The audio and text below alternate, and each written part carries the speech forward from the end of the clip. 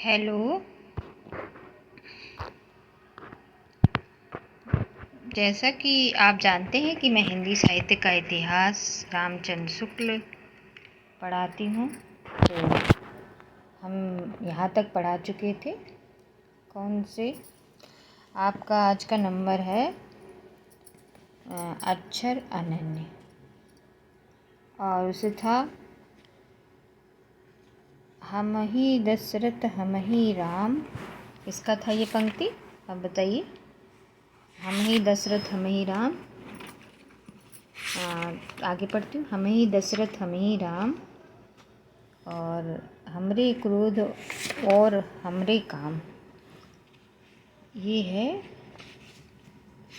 सुंदरदास की पंक्ति। किसकी? सुंदरदास की पंक्ति। नहीं, सॉरी, ये है मल्लुकदास की। किसकी है? मल्लुकदास की। सुंदरदास की पंक्ति कौन सी थी?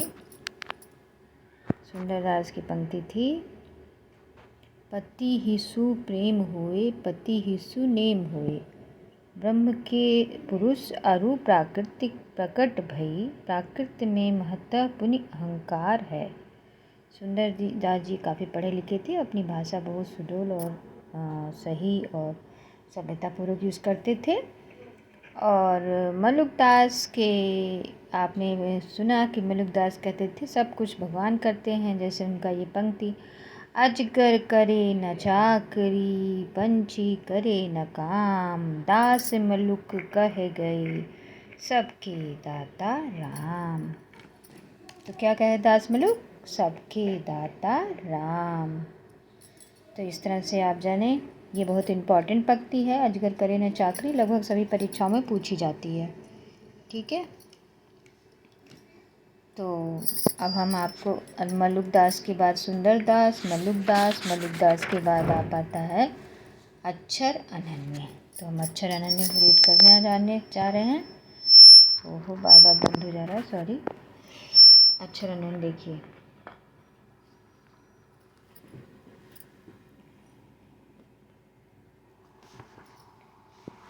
जैसे ऊपर रखा है मल्लुकदास की पंक्ति, हम ही दशरथ हम ही राम, हमरे क्रोध और हमरे काम, हम ही रावण हम ही कंस, हम ही मारा अपना वंश। ये कौन है? मल्लुकदास। अब अक्षर अनन्य का देखिए,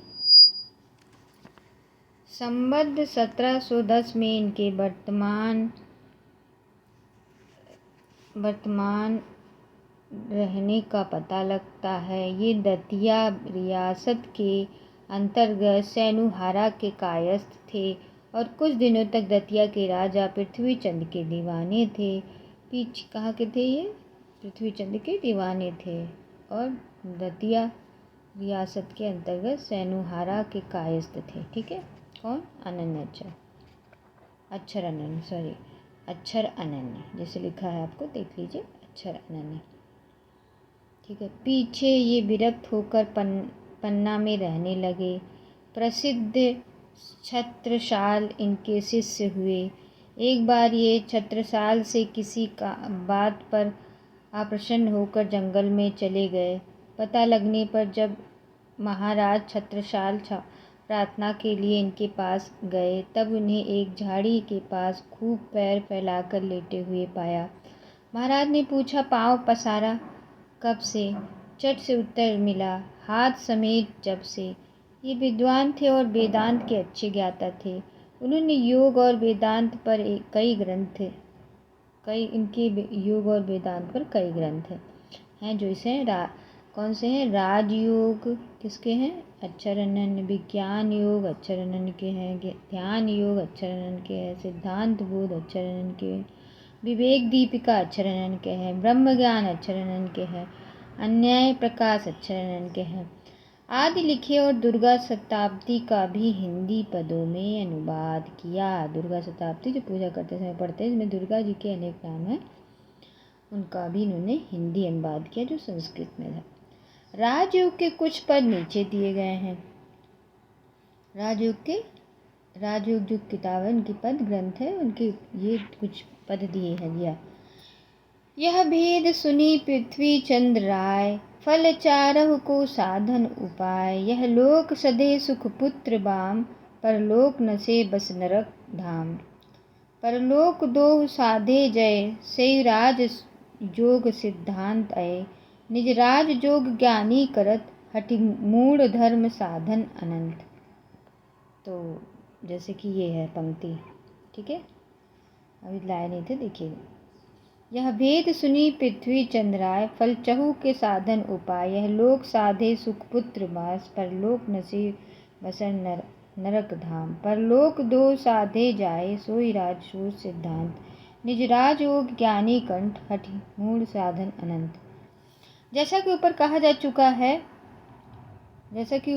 जा चुका है कि निर्गुण संत कवियों की परंपरा ऐसे हुई जिनकी रचना साहित्य के अंतर्गत आ सकती थी, ठीक है,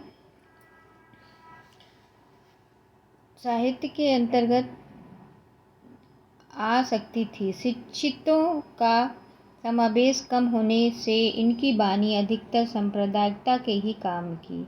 इसमें मानव जीवन की भावनाओं को एवं विस्तृत व्यंजन नहीं, जो साधारण जन समाज को आकर्षित कर सके। इस प्रकार के संतों के परस्पर यद्यपि बराबर चलती रही और एक नए पथ निकालते रहे, पर देश के सामान्य साहित्य पर इनका कोई प्रभाव न था। दादू दयाल शिष्य परंपरा के जगजीवन दास या जगजीवन साहब हुए, जो संवतः 1818 के लगभग वर्तमान में थे। कौन था? जगजीवन दास और जगजीवन। ये चंदेल ठाकुर थे और कोटावा बाराबंकी के निवासी थे। उन्होंने अपना एक अलग सत्यनामी संप्रदाय चलाया। कौन? जगजीवन और जगजीवन दास चलाया। इनकी वाणी में साधारण ज्ञान चर्चा। इनके शिष्य मलुक दास हुए, उन्होंने एक शब्दावली लिखी। उनके शिष्य तोवर दास और पहलवान दास हुए। तुलसी साहब, गोविंद साहब, भीख साहब, पलटू साहब आदि अनेक संत हुए। प्रयाग के बेलवेडियर प्रेस ने इस प्रकार के बहुत से संतों की वाणियाँ प्रकाशित की, ठीक है, बहुत से संतों की वाणियाँ प्रकाशित की। निर्गुण के संत संबंध में यह अच्छी तरह समझना चाहिए कि इनमें कोई दार्शनिक व्यवस्था दिखाने का प्रयत्न व्यर्थ है। उन पर द्वैत, अद्वैत, विशिष्ट दैत्य आदि का आरोप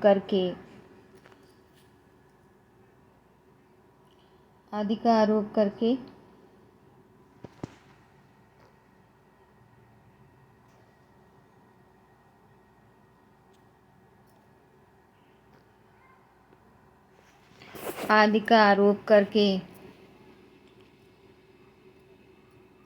वर्गीकरण करना दार्शनिक पद्धति की अनभिज्ञता प्रकट करेगा। उनमें जो थोड़ा बहुत भेद दिखाई पड़ेगा वह उन अभयों की न्यूनतम या अधिकता के कारण जिनका मेल उनके निर्गुणपन चला।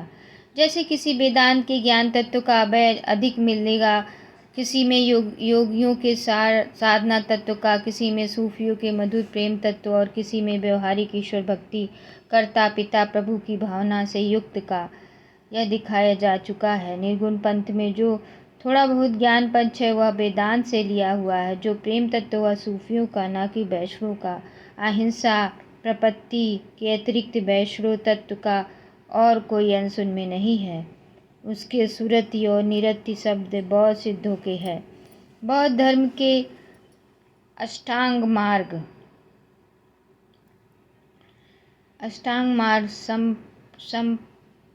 सम्यक स्मृति और सम्यक समाधि। सम्यक स्मृति का दशा है जिनमें क्षण क्षण पर मिटने वाले ज्ञान स्थिर हो जाता है और उसकी श्रृंखला बच जाती है। समाधि में साधक सब संवेदनाओं से परे हो जाता है। सुरति निरति सब योगियों की ध्वनियों से आए हैं, बस रोज से इसका कोई संबंध नहीं है। संदर्भ: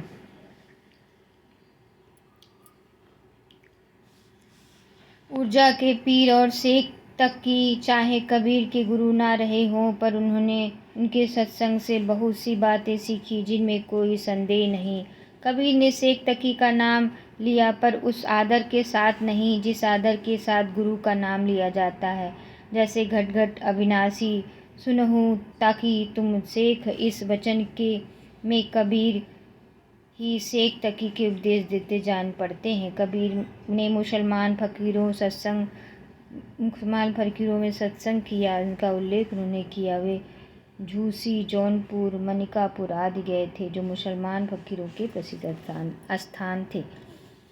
मनिकापुर ही कबीर बसेरी मदहती सुन शेख तक केरी, उर्जी सुनी जौनपुर थाना, सूजी सुनी पीरन के नामा। पर सबकी बातें संचय करके भी अपने स्वभावानुसार वे किसी को ज्ञानी या बड़ा मानने को तैयार नहीं थे।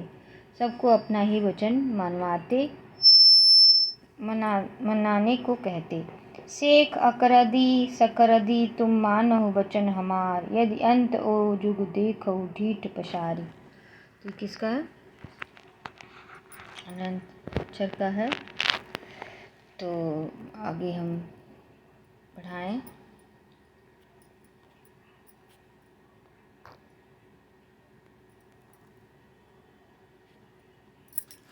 यह है प्रकरण 3 प्रेम मार्गी सूफी शाखा। प्रकरण 3 प्रेम मार्गी सूफी शाखा। अभी तक हमने क्या पढ़ा, एक बार रिवीजन करते हैं। क्या क्या पढ़े हमने? प्रकरण 1 में क्या क्या पढ़ा हमने, देखिए। प्रकरण 4 फुटकर रचनाएं पढ़े थे हमने, और उसके बाद सामान्य परिचय, भक्तिकाल, संवत 1375 से 1700 पूर्व मध्यकाल, जो पुरानी वीडियो में आप देख सकते हैं। मैं रिवीजन कर रही हूँ। उसमें प्रकरण 1 में सामान्य परिचय में तुलसीदास की पंक्ति थी, गोरख जगाए जोग भक्ति भगाए भोग, जो आते हैं। झिलमिल झगड़ा झूलते बाकी, वे कबीर के थे। उसके बाद मन मेरा सुई तन मेरा धागा, ये नामदेव के हैं। और उसके बाद माई न होता बाप न होता, ये भी नामदेव के हैं। और फिर हैं आपके ज्ञान सही शाखा, प्रकरण 2 निर्गुण धारा। कौन सा पढ़े? जिसमें प्रकरण 2 निर्गुण धारा ज्ञान सही शाखा में कौन आता है? कबीर आते हैं। कबीर के बाद आते हैं आपके, कबीर की पंक्ति है दशरथ सुत त्रिलोक बखाना। और फिर आते हैं आपके रैदास आते हैं। रैदास के बाद आपके आते हैं धर्मदास, गुरु नानक, फिर दादू दयाल, फिर सुंदरदास के बाद मलुकदास के बाद अक्षर जो आज हमने वाचन किया। अब आपका आया है, ऐसे सामने है प्रकरण 3 निर्गुण धारा। ये मध्यकाल का है, जो भक्ति धारा कहते हैं। ये प्रकरण 3 है इसमें, ठीक है। जैसे यहाँ पर आप पुराना वीडियो देखेंगे तो वहाँ पे दिखाया गया है कि कौन से काल है, मध्यकाल, भक्ति, जिसे आचार्य रामचंद्र शुक्ल क्या कहते हैं, भक्ति काल, ठीक है। क्या नाम है इसका? फिर से रिपीट करते हैं, पूर्व मध्यकाल, जिसको भक्ति काल, संवत 1375 से 1700, ठीक है। उसमें प्रकरण 3 निर्गुण धारा, प्रकरण 3 निर्गुण धारा में तो हम वाचन करने जाते हैं। प्रेम मार्गी सूफी शाखा, कौन है इसमें? प्रेम मार्गी सूफी शाखा। जैसा कि पहले कहा जा चुका है, इस काल के निर्गुणोपासक भक्ति की दूसरी शाखा उन सूफी कवियों की है जिन्होंने प्रेम मार्गों के रूप में उस प्रेम तत्व का वर्णन किया जो ईश्वर को मिलाने वाला तथा जिसका आभास लौकिक प्रेम के रूप में मिलता है। इस संप्रदाय के साधु कवियों का अब वर्णन किया जाता है। किसके? सूफी का। कुतुबन ये चिश्ती वंश के शेख बुरहान के शिष्य थे और जौनपुर के बादशाह हुसैन शाह के आश्रित थे। अतः इनका समय विक्रमा की 16वीं शताब्दी का मध्य भाग संवत 1550 था। उन्होंने मृगावती नाम की एक कहानी चौपाई दोहे के क्रम में सन 909 हिजरी संवत 1598 में लिखी।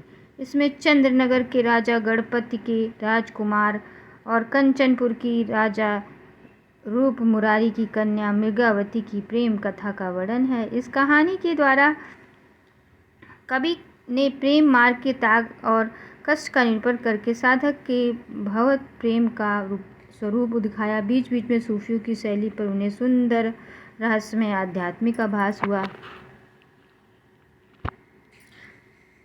कहानी का सारांश यह है, चंद्रगिरी के राजा गणपत देव का पुत्र कंचनपुर के राजा रूपमरारी के मृगावती नाम की राजकुमारी पर मोहित हुआ।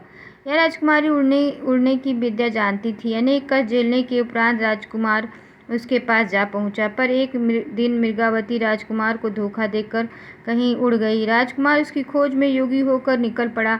समुद्र में घिरी एक पहाड़ी पर पहुंचकर उसने रुक्मणी नाम की एक सुंदरी को एक राक्षस से बचाया। उस सुंदरी के पिता ने राजकुमार के साथ उसका विवाह कर दिया। अंत में राजकुमार उस नगर में पहुंचा जहां उनके पिता की मृत्यु पर राज सिंहासन पर बिठाकर मृगावती राज कर रही थी। वहीं वह 12 वर्ष रहा। पता लगने पर राजकुमार के पिता ने घर बुलवाने के लिए दूत भेजा। राजकुमार पिता का संदेश पाकर मृगावती के साथ चल पड़ा और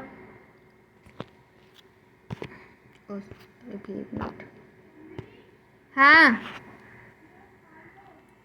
ठीक है, अब अगले दिन पढ़ेंगे। अच्छा, पूरा कर देती हूँ ये भी। पर राजकुमार के पिता ने घर बुलवाने के लिए दूत भेजा। राजकुमार पिता का संदेश पाकर मृगावती के साथ चल पड़ा और उसमें मार्ग में रुक्मणी को भी ले लिया। राजकुमार बहुत दिनों तक आनंदपूर्वक रहा, पर अंत में आखेट के समय हाथी से गिरकर मर गया। उसकी दोनों रानियां प्रिय के मिलने की उत्कंठा में बड़े आनंद के साथ सती हो गईं। रुक्मणी पुनी वैसही मारी गई, कुलवंती सत सो सती भई। 12 वह भीतर वह होई, घर बाहर को रहे न जोई। विधि यह चरित न जाने आनू, जो सिरसा सो जान नि आनू। तो नमस्कार। अब